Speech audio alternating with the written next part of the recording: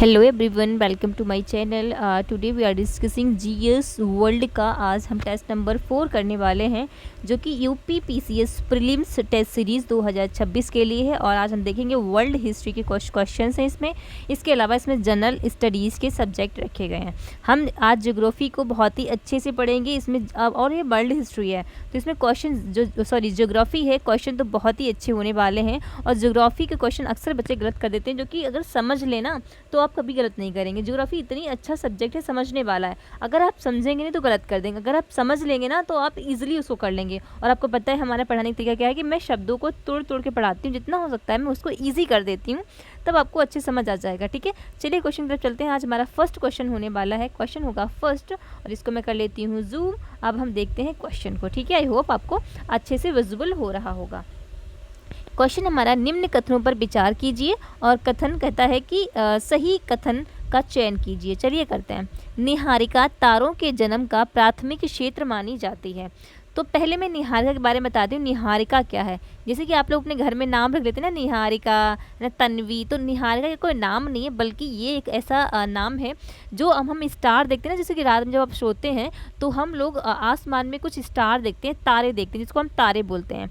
ये तारे वही तारे हैं जिसमें से निहारिका जैसे तारे कैसे बनते हैं। आपके दिमाग में क्वेश्चन आता होगा कि ये तारे कैसे बनते हैं। तो क्या होता है कि जो हमारा वायुमंडल है ना, इसमें धूल के कण हैं। ये पूरा वायु यानी कि अंतरिक्ष जितना भी है, अगर अंतरिक्ष में धूल के कण ना हो तो ये पूरा काला काला दिखाई देगा। और ये धूल के कणों के वजह से ही ये चमकता है। ठीक है, जब इस पर सूर्य की रोशनी पड़ती है तो यहाँ पर दिन सा लगने लगता है, और रोशनी नहीं पड़ती है तो ये चमकना बंद कर देते हैं।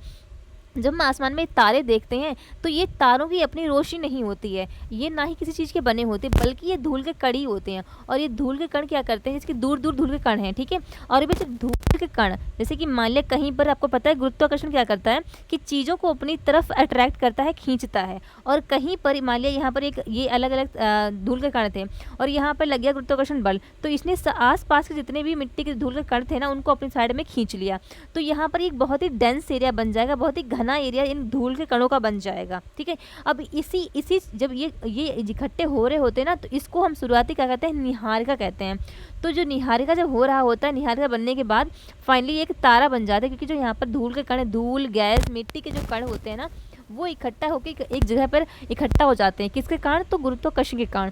और इसी सिचुएशन को हमने निहारिका कह देते हैं। ठीक है, तो निहारिका बिल्कुल बात है कि निहारिका बनने के बाद एक तारा बनता है। तो निहारिका जो है ना, तारे का जन्म का एक प्राथमिक जो है ना क्षेत्र माना जाता है, कि शुरुआती स्टेज निहारिका को कहते हैं। अगर कोई तारा बन रहा है तो उसकी शुरुआती स्टेज जो है ना, उसको हम निहारिका कहते हैं। जैसे किसी कोई बच्चा जो होता है जन्म लेता है, तो जन्म लेके फिर अडल्ट होता है, फिर आपका बड़ा होता है। तो मतलब पहले आपका जो है ना छोटा बच्चा होगा तो बच्चे की तरह देखेंगे, फिर उसको जो बड़ा हो जाएगा तो उसको बड़ी तरह देखेंगे। तो ऐसे ही शुरुआती उसका जन्म होगा, बच्चा रहेगा, फिर हम उसको कहेंगे कि जवान हो गया। पहले हमने उसको क्या बोला कि बच्चा है, फिर हमने बोला उसको जवान हो गया। ऐसे जो बच्चा वाला सिचुएशन है ना, वो निहारिका होगा, फिर जबान जो होगा फिर वो तारा हो जाएगा। तो यहाँ पर पहला हमारा ऑप्शन बिल्कुल सही बात है। ठीक है, अगला बी वाला देखते हैं क्या कहता है कि लाल दानव अवस्था सूर्य जैसे मध्यम द्रव्यमान तारों में आती है। लाल दानव अब क्या है, इसको आप हो सकता है आपने लाल दानव ना पढ़ा हो, रेड जाइंट पढ़ा हो। दानव का मतलब आप समझते हैं क्या होता है? अग्नि होता है, आग होता है। आग का जो पर्यायवाची दानव है। ठीक है, तो रेड जाइंट, इसको इंग्लिश में बोलते हैं रेड जाइंट। रेड जाइंट का क्या मतलब होता है कि रेड जाइंट जो है ना कब बनता है, जैसे सूर्य है हमारा, सूर्य अभी तो बहुत रोशनी देता है, एक टाइम के बाद ये भी रेड जाइंट बन जाएगा, ये बात पक्की है। क्यों? क्योंकि रेड जाइंट जब बनता है, जब कोई भी तारा होता है उसके अंदर हीलियम होता है, और क्या होता है, हाइड्रोजन होता है।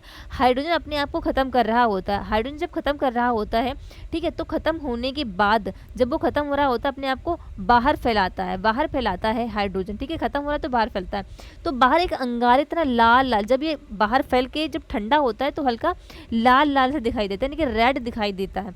तो उसी को हम रेड जाइंट कहते हैं। ये एक तारे की अवस्था होती है। तारा जो है ना, वो इसकी तारे की ही एक अवस्था है जिसको रेड जाइंट कहते हैं, क्योंकि इसके अंदर जो हाइड्रोजन है वो खत्म हो रहा होता है। तो बिल्कुल बात सही है कि सूर्य जैसे मध्यम द्रव्यमान तारों में आता है। ये बीच की सिचुएशन होती है, मतलब पहले तारा कोई बना, फिर अपने मध्य सिचुएशन में यानी कि रेड जाइंट हुआ, फिर बाद में ये वो क्या हो जाएगा, तो आपका वाइट ड्वार्फ मतलब मरा हुआ तारा हो जाएगा, वाइट ड्वार्फ हो जाएगा। तो ये बिल्कुल बात सही है कि एक टाइम के बाद जो सूर्य है ना, सूर्य भी मध्यम द्रव्यमान बन जाएगा, मध्य द्रव्यमान तारा बन जाएगा। लेकिन हाँ, ये बात सही कि लाल दानव अवस्था जो है ना, सूर्य जैसे मध्यम द्रव्यमान तारों में आती है। तो यहाँ पर दोनों ही बात सही है। अब तीसरा क्या है कि श्वेत बौना तारा परमाणु संलयन की अंतिम सक्रिय अवस्था। अरे नहीं भाई, श्वेत बौना मतलब इसका है मतलब है वाइट ड्वार्फ। वाइट ड्वार्फ का मतलब ही है कि ये डेड हो चुका है, मर चुका है, यानी कि मरने की सिचुएशन पर है। तो यहाँ पर परमाणु संलयन भाई फ्यूजन नहीं होगा, और इसमें वो भी अंतिम सक्रिय, बिल्कुल इनएक्टिव होता है।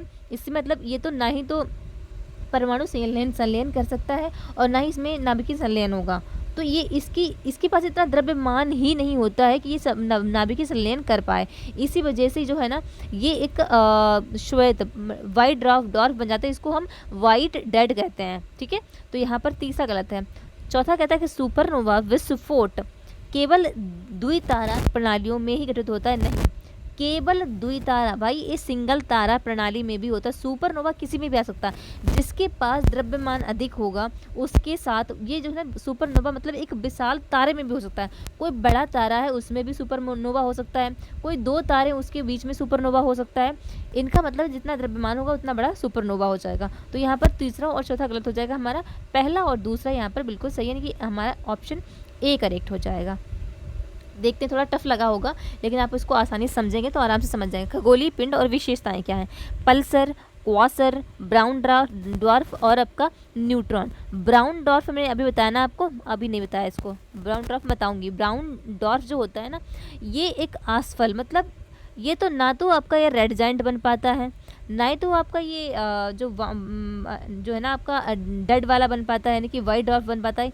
ये बीच में अटक के रह जाता है, इसको आसफल तारा कहते हैं। मतलब ये तारा बन ही नहीं पाता है, इसके पास वो कहें तो वो द्रव्यमान ही नहीं होता जो कि जो तारा बन पाए, यानी कि ब्राउन ड्वार्फ जो ना आसफल तारा कहते हैं, इसको फेलियर तारा कहते हैं। तो सी का तो तीसरा ही सही है। अच्छा, पल्सर क्या होता है? पल्सर जो ना तीव्र रेडियो स्पंदन इनमें होता है, मतलब बहुत तेज ये रेडियो फ्रिक्वेंसीज को छोड़ते हैं। तो ये पल्सर पहला वाला बिल्कुल सही है। क्वासर क्या होते हैं? क्वासर जो है ना आकाशगंगा का अत्यधिक बहुत ज़्यादा, जैसे कि आकाशगंगा हमारी कौन सी है, तो हमारी कौन सी हो जाएगी? मंदाकिनी। इसमें सबसे ज़्यादा चमकने वाला, सबसे ज़्यादा इसमें रोशनी जो होती है ना वो क्वासर में ही होती है। तो बिल्कुल से अत्यधिक दीप्तिमान केंद्र होता है। न्यूट्रॉन तारा ये अत्यधिक सघन, बहुत ही ज़्यादा डेंस होते हैं, ठीक है। तो यहाँ पर हमारा पहले का पहला, दूसरे का दूसरा, तीसरे का तीसरा और चौथे का चौथा, यानी कि बी यहाँ पर करेक्ट हो जाएगा। अगला क्या है? चंद्रमा कथन दिया है, चंद्रमा पर वायुमंडल लगभग अनुपस्थित है। क्या ये बात सही है? तो ये बात तो सही है। चंद्रमा का पलायन वेग अत्यंत कम है। कारण कहता है कि चंद्रमा का पलायन वेग बहुत कम है, इसी वजह से इस पर जो वायुमंडल है वो अनुपस्थित है। देखो, बात तो दोनों ही सही है, लेकिन जो कारण ना वो सही नहीं है। क्यों? क्योंकि सिर्फ यही कारण नहीं है कि चंद्रमा पर वायुमंडल नहीं है कि वहाँ पर पलायन वेग अत्यंत कम है, इसके अदर फैक्टर भी हो सकते हैं कि गुरुत्वाकर्षण जो है ना चंद्रमा पर कम है, इसके अलावा चुंबकीय क्षेत्र वहाँ पर नहीं है, सूर्य की पवनें बहुत तेज आती हैं। तो ये सारे अलग अलग फैक्टर हैं जिस कारण से चंद्रमा पर वायुमंडल नहीं बन पाता है। समझ आया ना कि चंद्रमा जो हमारा एक उपग्रह है पृथ्वी का, इस पर वायुमंडल लगभग आप अनुपस्थित ही मानिए। तो इसके कौन कौन से कारण हैं? एक तो जो सूर्य की जो फ्लेयर्स आती है ना, कि पवनें आती हैं ना, बहुत तीव्र गति से आती हैं, जो कि चंद्रमा के वायुमंडल को मतलब हटा देती हैं। दूसरा कि यहाँ पर चुंबकीय क्षेत्र नहीं है। अब चुंबकीय क्षेत्र नहीं है तो वायुमंडल वहाँ पर रुकेगा इस कैसे? तीसरा, गुरुत्वाकर्षण वहाँ पर नहीं है, तो गुरुत्वाकर्षण जब नहीं है तो वायुमंडल को कौन खींचेगा अपनी साइड में? तो वो भी नहीं है। और ये क्या, पलायन वेग अत्यंत कम है, तो ये भी बात सही कि हाँ, ये है तो बात सही कि चंद्रमा पर पलायन वेग अत्यंत कम है, लेकिन सिर्फ एक यही फैक्टर नहीं है कि चंद्रमा पर वायुमंडल नहीं है। तो कथन और कारण दोनों सही है, लेकिन व्याख्या नहीं करते हैं, तो यहाँ पर हमारा ए करेक्ट हो जाएगा। नेक्स्ट देखिए 4 नंबर का क्वेश्चन क्या कहता है? निम्न में से किस ग्रह की घूर्णन दिशा अधिकांश ग्रहों से विपरीत है? अच्छा, मंगल। देखो, ये सूर्य है, ठीक है। सूर्य की जो आपकी घूमने की जो दिशा है ना, घूमने की दिशा, वो आपकी पश्चिम से पूर्व की ओर है। फिर सूर्य के सबसे नज़दीक तारा ग्रह कौन सा है? तो बुध है। तो बुध भी आपका पश्चिम से पूर्व घूमता है। बुध के बाद पृथ्वी है, ये भी आपका पश्चिम से पूर्व घूमती है। फिर आपका क्या हो जाएगा? तो ये आपका हो जाएगा यहाँ पर शुक्र। अच्छा, बुध फिर शुक्र आएगा ना, बुध शुक्र, याद रखना, बुध के बाद शुक्र और फिर पृथ्वी आएगा।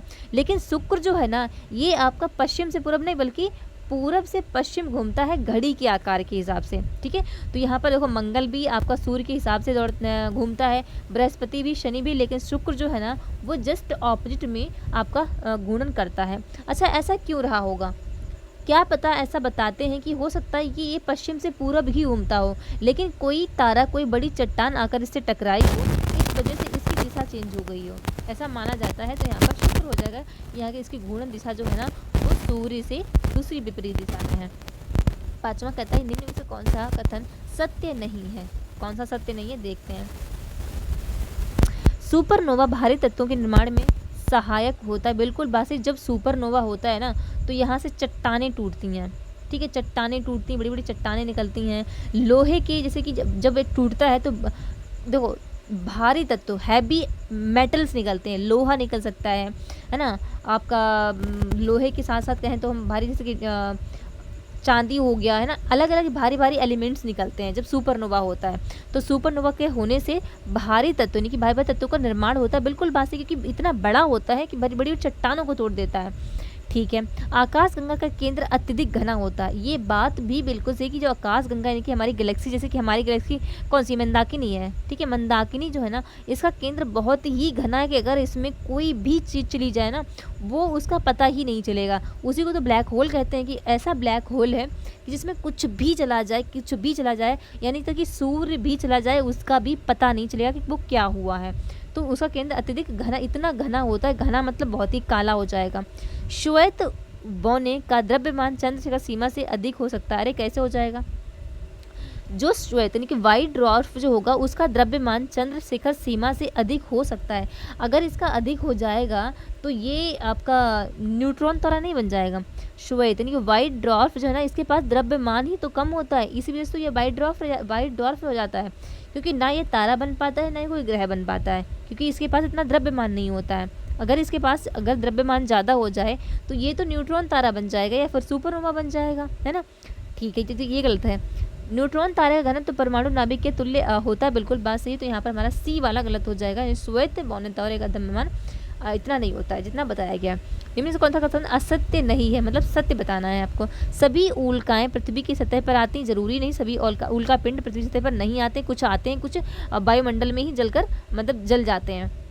सभी धूमकेतु दीर्घ वृत्ताकार कक्षा में होते हैं, ऐसा भी बिल्कुल सही नहीं है, ये गलत लिखा हुआ है। सभी ग्रह स्वयं का प्रकाश उत्सर्जन करते हैं, नहीं भाई, सभी ग्रह का कोई भी ग्रह जो है ना अपना प्रकाश उत्सर्जित नहीं करते हैं, सबके सब सूर्य से रोशनी पाते हैं। उल्का पिंड का पृथ्वी पर गिरना दुर्लभ होता, बिल्कुल बात सही कि अगर कोई उल्का पिंड पृथ्वी पर गिर जाता है ना तो भाई डेमोन्स्ट्रेट हो जाएगा।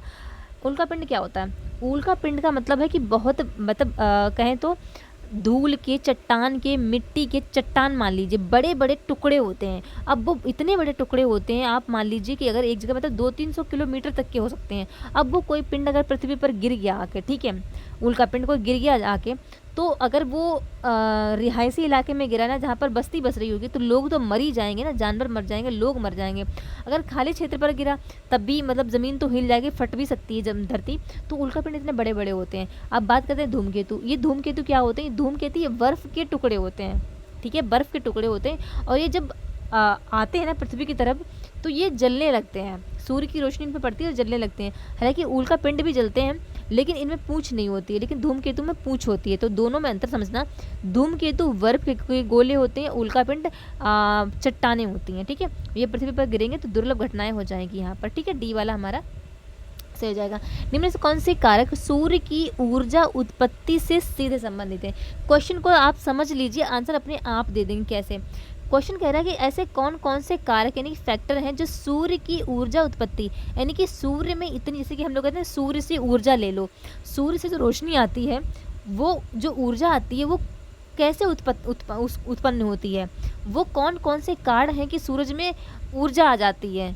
तो यही तो पूछा गया कि कौन से फैक्टर हैं, कारक हैं सूर्य की ऊर्जा उत्पत्ति से सीधे संबंधित है, यानी सूर्य में जो ऊर्जा होती है उसकी उत्पत्ति के, उस सूर्य की ऊर्जा की उत्पत्ति के कौन कौन से फैक्टर हैं।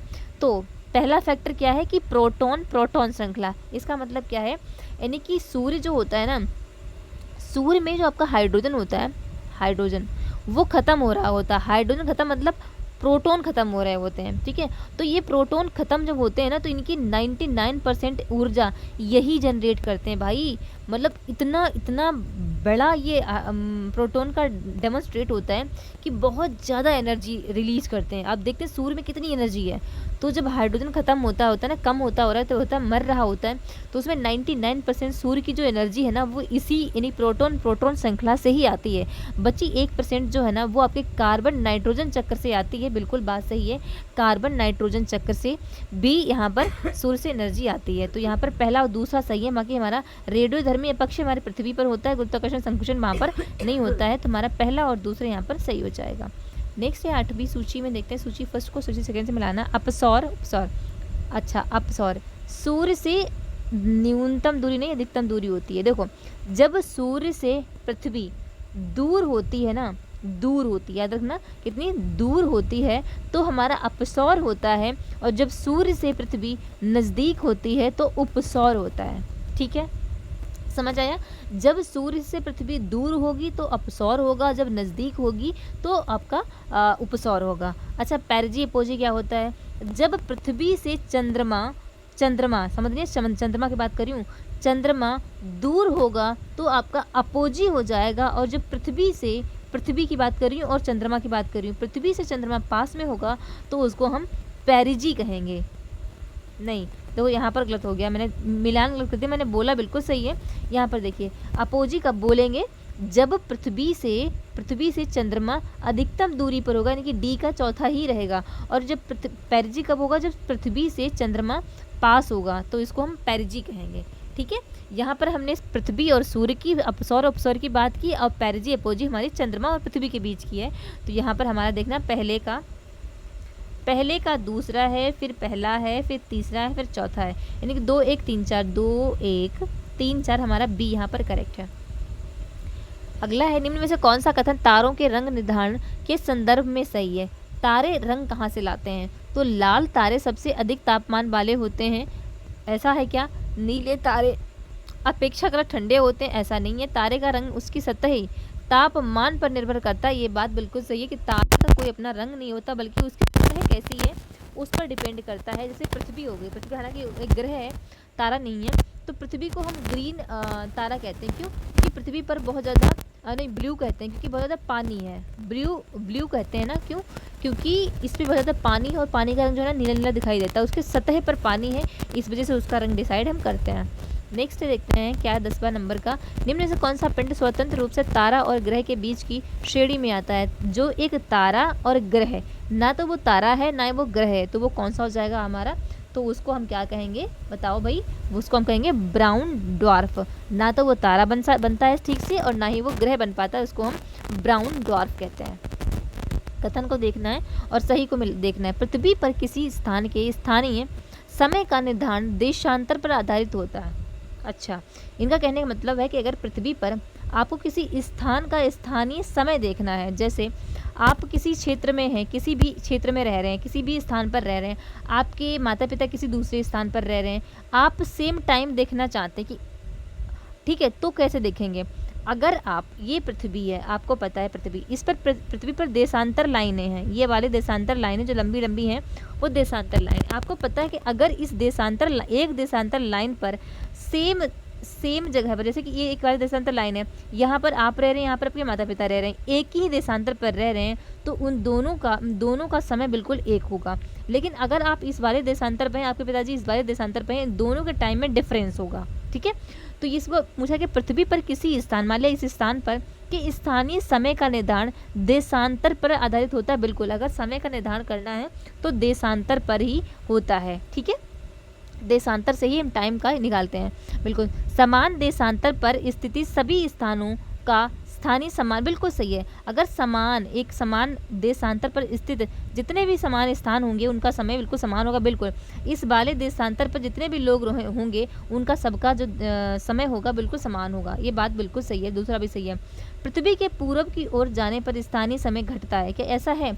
देखो, ये है आपकी पृथ्वी और ये है आपकी देशांतर रेखाएं, ठीक है, और ये है आपकी अक्षांश रेखाएं। ये कह रहे हैं, अगर मैं कह रही हूँ कि यहाँ पर 12 बजे हैं, आपको पता है कि जो टाइम फिक्स किया गया है वो आपका मेरिडियन सी पर करा किया गया। तो यहाँ से अगर टाइम फिक्स करते हैं और पृथ्वी घूमती है पश्चिम से पूरब की ओर, तो अब यहाँ पर 12 है तो यहाँ पर 1 फिर 2 फिर 3 बजेगा, यानी कि 3 बजेगा यहाँ पर। जितना आप पश्चिम से पूरब की तरफ जाएंगे तो टाइम जो है ना वो बढ़ता हुआ मिलेगा आपको, ना कि घटता हुआ। इन्होंने पूछा कि पृथ्वी के पूरब की ओर, यानी कि पूरब की ओर जाओगे तो स्थानीय समय घटता है नहीं भाई, बढ़ता हुआ मिलेगा आपको। तो यहाँ पर तीसरा गलत हो जाएगा।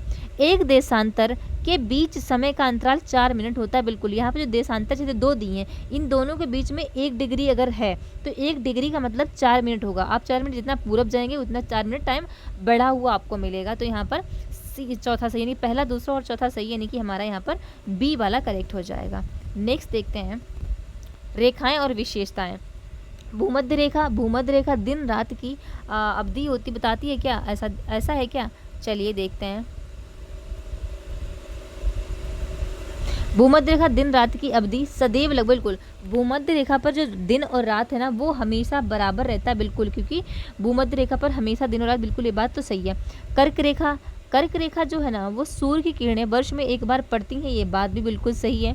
अच्छा, मकर रेखा 0 डिग्री देशांतर से गुजरती है क्या? बताओ। नहीं,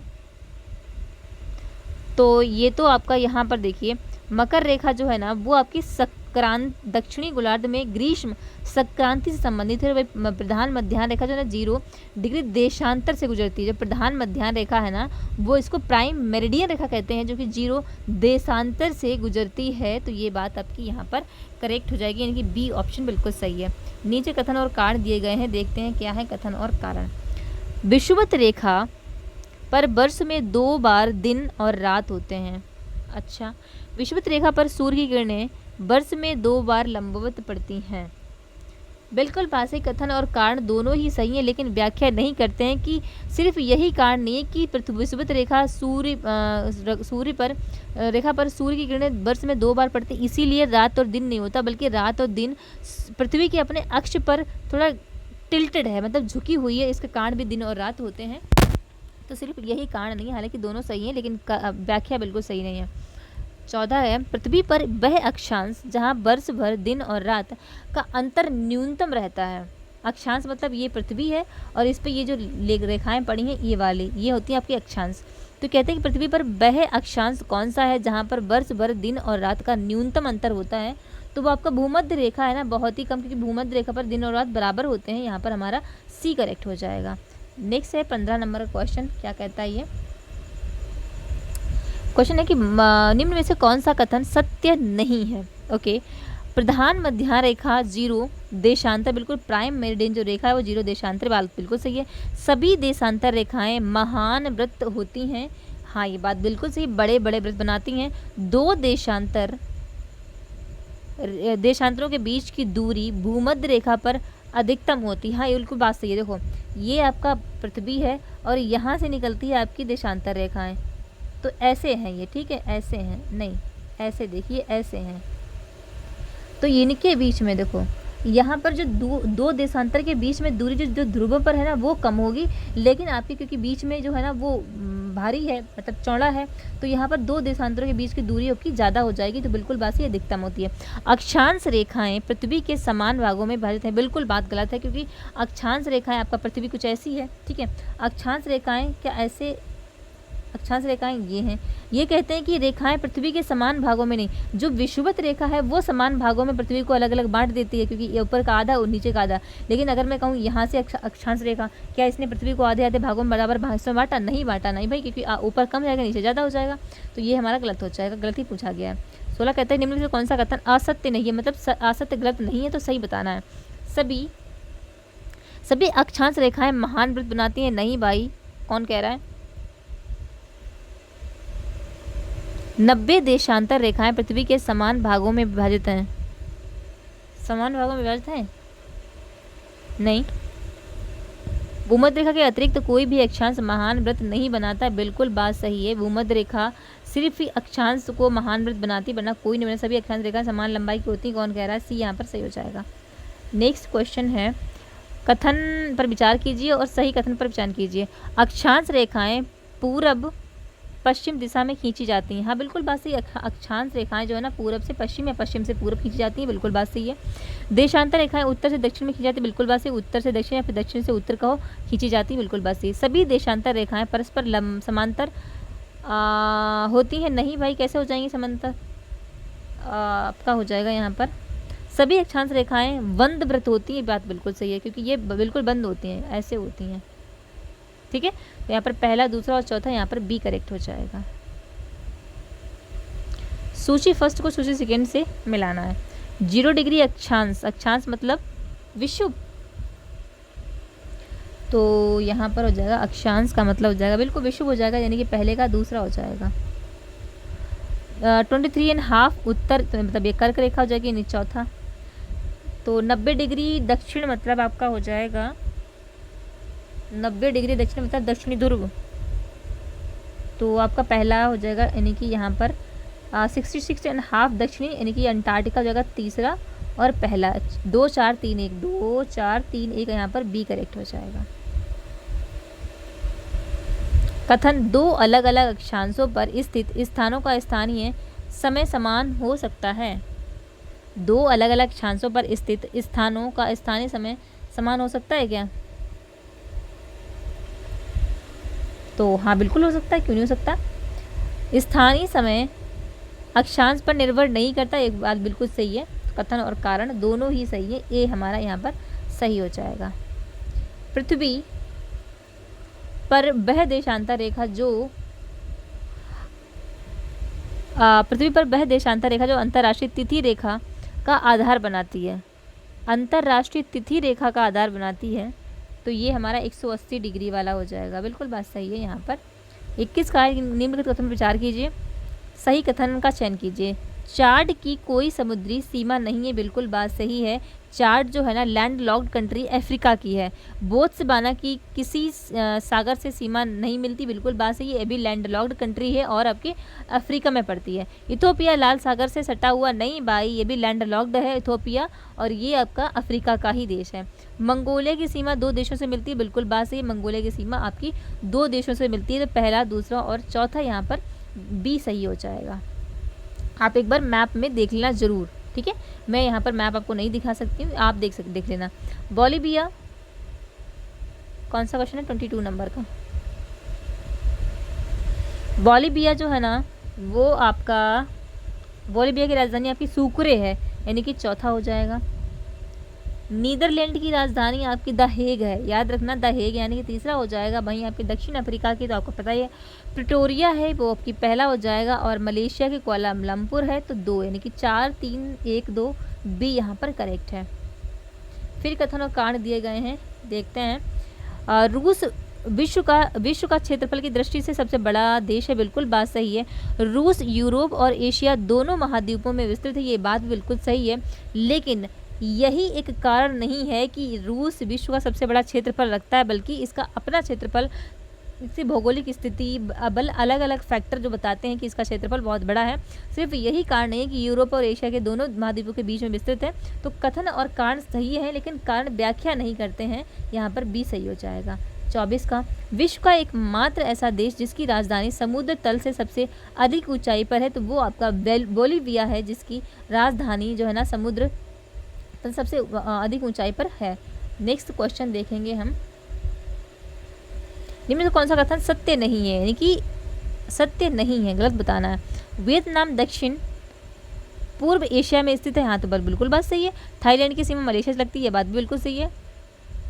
लाओस की कोई समुद्री सीमा नहीं है, बिल्कुल बात सही है। कंबोडिया फिलीपींस के साथ सीमा साझा करती है, कौन कह रहा है? कंबोडिया जो है ना वो दक्षिण पूर्व एशिया में है, तो यहाँ पर हमारा डी गलत हो जाएगा। 26 नंबर का है, निम्न में से कौन सा कथन असत्य नहीं है, मतलब गलत नहीं है, तो हमें वो सही देखना है। सभी अफ्रीकी देशों की सीमा समुद्र से मिलती है, कौन कह रहा है? अभी चाड और इथोपिया तो हमने पढ़ा ना, तो कहाँ उनकी सीमा लगती है? नाइजर और नाइजीरिया एक ही देश है, अरे नहीं यार गलत है, नाइजर अलग है, नाइजीरिया अलग है। स्विट्जरलैंड की कोई समुद्री सीमा नहीं है, बिल्कुल बात सही है। अर्जेंटीना उत्तर अमेरिका में नहीं दक्षिण अमेरिका में है, हमसे पूछा ये असत्य नहीं, तो यही असत्य नहीं है, स्विट्जरलैंड जो है ना इसकी कोई समुद्री सीमा नहीं है। 27 का देखते हैं क्या है, निम्न से कौन सा कथन पर विचार कीजिए, सही उत्तर चुनिए। तुर्की यूरोप और एशिया दोनों में स्थित है।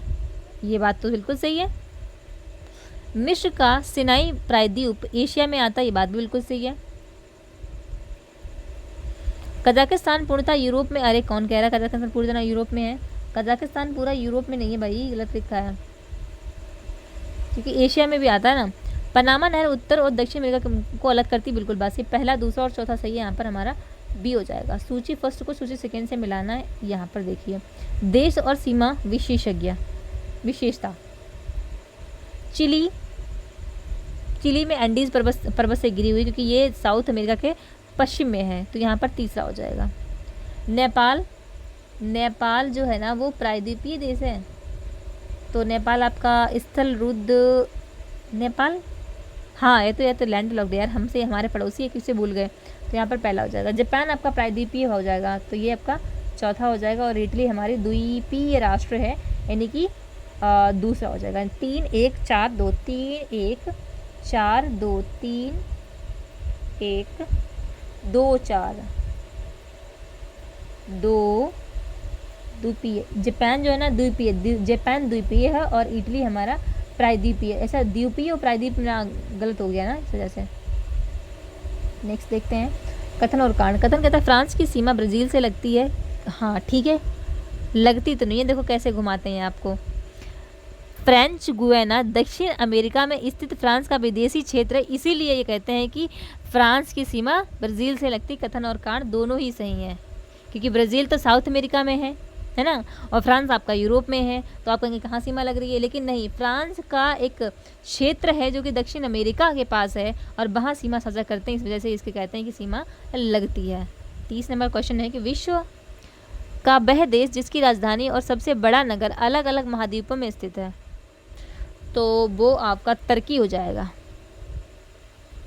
कथन और कारण। निम्नलिखित कथन पर विचार कीजिए, सही चुनिए। शारजाह फारस की खाड़ी के तट पर स्थित है, बिल्कुल बात सही है, एक नगर है जो कि फारस की खाड़ी पर स्थित है।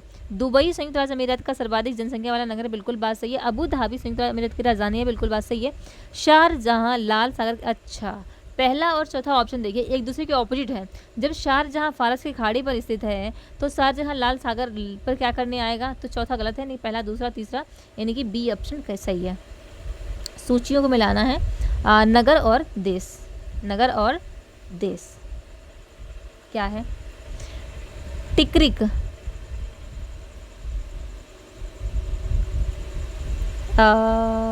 इराक का शहर है। अच्छा, टिकरिक इराक का है, लेकिन बसरा भी तो इराक का ही है, मोसुल भी। अच्छा, कोई ऑप्शन है ऐसा? बिल्कुल डी ऑप्शन देख लीजिए, ये सब के सब शहर आपके इराक के हैं। 33 का है कथन और कारण। क्या कथन कारण है? हेलसिंकी यूरोप की राजधानी नगरों में उत्तरी ध्रुव के सर्वाधिक निकट स्थित है, यह बात तो करेक्ट है। कारण कहता है कि फिनलैंड आर्कटिक वृत्त के समीप स्थित है, ये बात बिल्कुल सी। कथन और कारण बोथ आर करेक्ट। यहाँ पर मैप देखेंगे नहीं, आपको समझ जाएगा नहीं, मैं इसमें समझाऊँ क्या? कि मैप तो ना बना के दिखा सकती मैं भाई, आप मैप देखना और आपको समझ आ जाएगा। निम्नलिखित में से कौन सा नगर फारस की खाड़ी के तट पर स्थित नहीं है? तो फारस की खाड़ी पर जो स्थित नहीं है वो आपका मस्कट नहीं स्थित है। मस्कट ओमान की राजधानी है, जो कि ओमान की खाड़ी पर स्थित है, तो आपका ये फारस की खाड़ी पर कैसे स्थित हो सकता है, क्योंकि ये ओमान की खाड़ी पर स्थित है। ठीक है, नेक्स्ट है 35 नंबर का। निम्न में से कौन सा कथन सत्य नहीं है? देखते हैं सत्य कौन सा नहीं है, देखते हैं।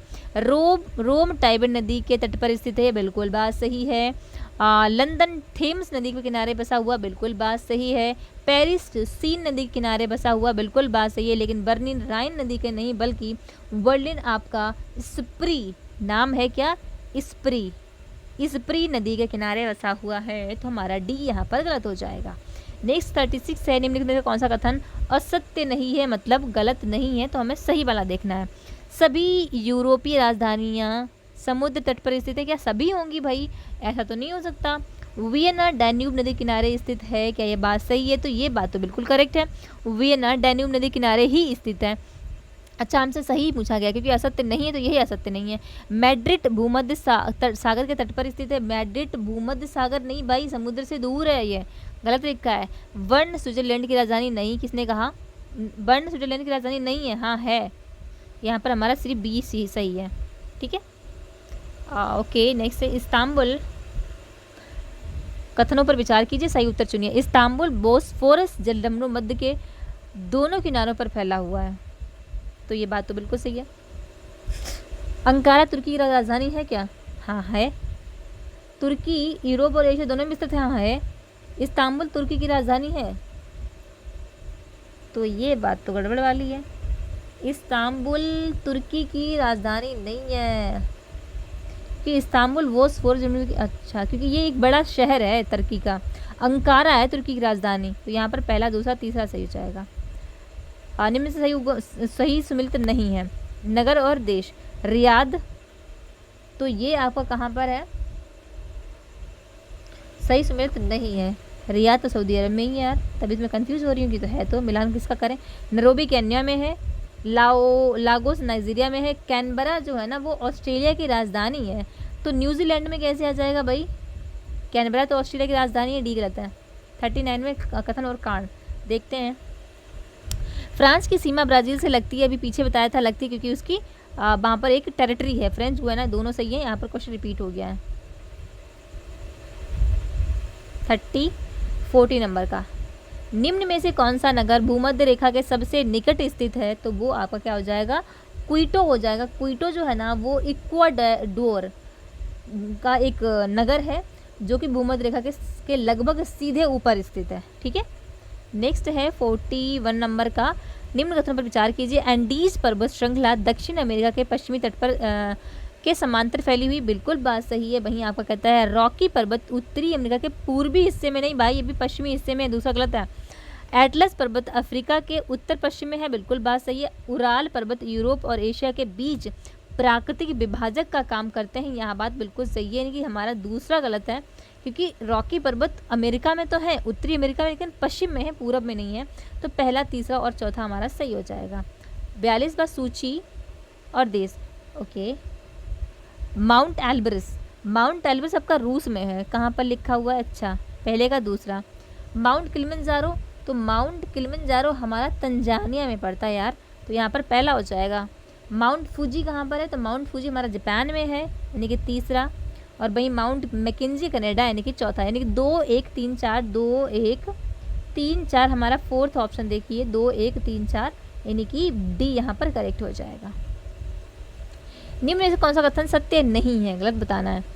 कोलोराडो पठार संयुक्त राज्य अमेरिका में स्थित है, तो क्या ये बात सही है? तो ये बात तो बिल्कुल सही है। कोलोराडो जो है ना वो आपका अमेरिका में ही है।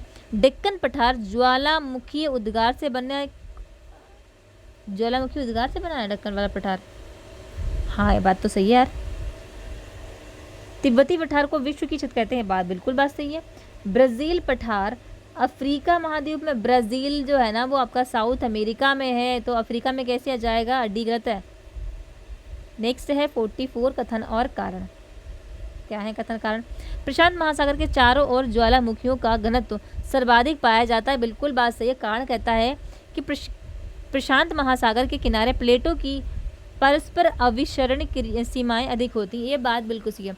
देखो, प्रशांत महासागर के चारों ओर जो ज्वालामुखी आती हैं वो उनका एक कारण ये भी है कि वहाँ पर जो प्लेटें हैं ना उनका अभिसरण होता है, तो एक कारण ये भी है। कारण बहुत सारे हैं लेकिन एक कारण ये भी है, सिर्फ यही एक कारण नहीं है। इस वजह से दोनों सही तो है लेकिन व्याख्या नहीं करते हैं, क्योंकि सिर्फ यही एक कारण नहीं कि प्रशांत महासागर में ज्वालामुखी अधिक आती हैं। ठीक है, 45 कहता है कि निम्न में से कौन सा विश्व का सबसे ऊंचा सक्रिय ज्वालामुखी है? तो वो आपका कौन सा हो जाएगा? वो आपका माउंट कोटोपैक्सी जो आपका इक्वाडोर में पड़ता है। ठीक है, याद रखना है इसको। 46 नंबर क्वेश्चन है, कहता है कि निम्न में से कौन सा कथन असत्य नहीं है, मतलब गलत नहीं है, यानी कि सही होगा वो।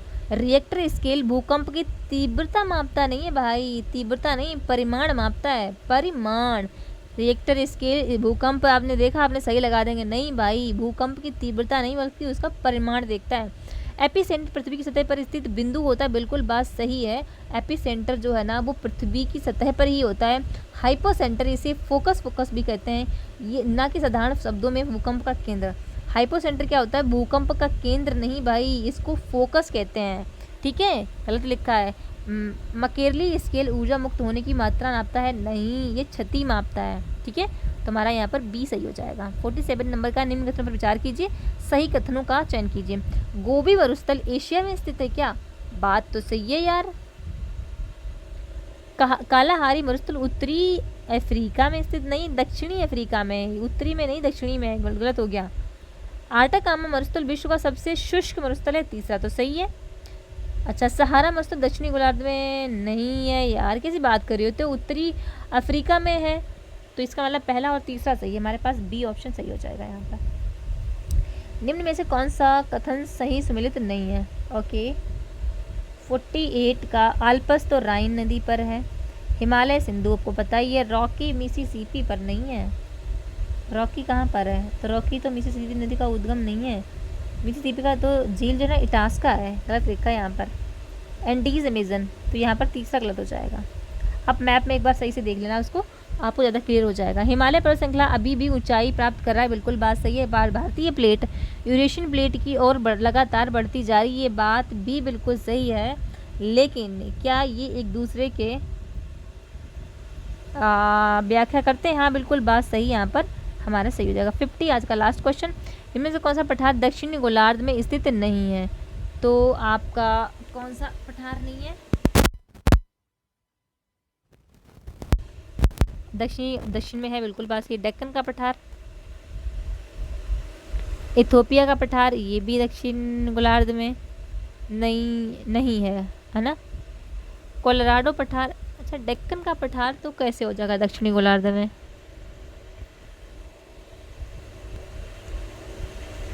कोलोराडो पठार जो है ना, ये उत्तरी गोलार्ध में है। इथोपिया वाला दक्षिणी, पूछा क्या कहते हैं कौन सा पठार दक्षिणी गोलार्ध में स्थित नहीं है? तो कोलोराडो उत्तर में है, इथोपिया उत्तर, डेक्कन का पठार नहीं है, तो यहाँ पर हमारा आंसर क्या हो जाएगा? बी होना चाहिए मेरे हिसाब से। अच्छा, आप लोगों को क्या लगता है कि मैं थोड़ा कंफ्यूज हो रही हूँ इसमें, ठीक है? तो आप लोग आंसर देना मुझे। बाकी आज के हो गए 50 क्वेश्चन, और आज हमने पढ़ी है ज्योग्राफी। मैंने बहुत डिटेल में कराने की कोशिश की जितनी हो सकी, कि जितना मैंने पेन से लिख सकी ना, मैंने लिखने की कोशिश की, क्योंकि ये पेन मेरे पास जो है ना, वो बहुत अच्छे से मैं लिख नहीं पा रही हूँ इससे, तो इस वजह से बहुत अच्छे से जितना मैं चाह रही हूँ उतना समझा भी नहीं पा रही हूँ। तो जब मैं पेन टैब ले लूँगी तब मैं आपको अच्छे से समझाया करूँगी। बस आपको मेरी मदद क्या करनी है कि आप मेरे सब्सक्राइबर बढ़वाइए जल्दी जल्दी, तो मैं आपके लिए जल्दी जल्दी पेन टैब ले लूँगी, और ज्योग्राफी को हम बहुत ही अच्छे से पढ़ा करेंगे। फिर बाय मैप, मैं आपको मैप बना के पढ़ाया करूँगी, अच्छे से समझाया करूँगी, एक एक पॉइंट को समझाया करूँगी, एक एक शब्द को समझाया करूँगी, ठीक है? तो this is all guys, thank you today's के लिए। बढ़िया से करिए, अच्छे से करिए, प्रैक्टिस करते रहिए। All the best.